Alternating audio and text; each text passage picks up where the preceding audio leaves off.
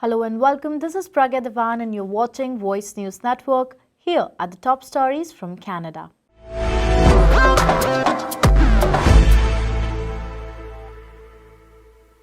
"47 Canadians have been arrested in New Zealand-led probe into horrific online child abuse. The RCMP says a dozen children have been brought to safety and almost 50 people have been arrested countrywide as a part of a long-running global investigation into disturbing child abuse images shared online. New Zealand authorities say in a statement that the child abuse material is some of the most egregious investigators have been exposed to. Many of the children featured in the images and videos were just infants who were exposed to obvious and intentional pain and suffering. The RCMP says 12 children have been removed from abusive situations across Canada as a result of the investigation. A total of 47 Canadians have been arrested, with 186 charges laid.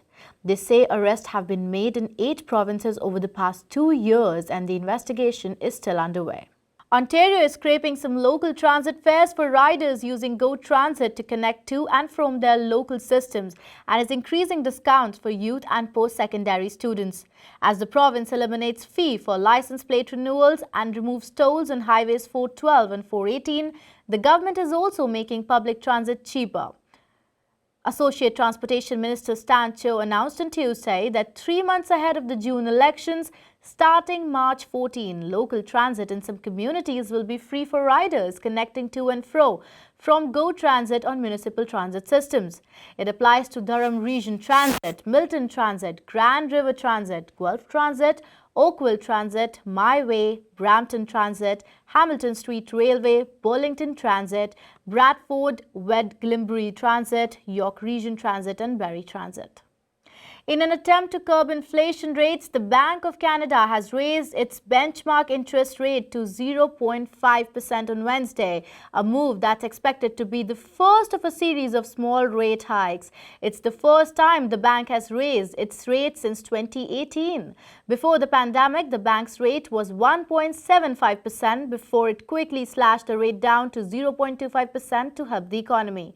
The Bank of Canada's rate affects the rates that Canadian consumers get on things like mortgages, lines of credit and savings account at their own banks. While the bank is working hard to raise its rate to fight inflation, they have also acknowledged that inflation is heating up even faster than anticipated. Health Canada warns anyone with several models of Fitbit's iconic smartwatch to immediately stop using the device because its battery can overheat and may cause burns. The agency has issued a joint recall of the project with the Fitbit and consumer protection agencies in the United States and Mexico. Health Canada says Fitbit received 115 reports of the watch's battery overheating in the United States as of February 15, but none so far in Canada or Mexico.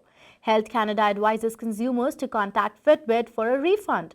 The company says approximately 70,561 units of the affected product were sold in Canada from August 2017 to August 2020.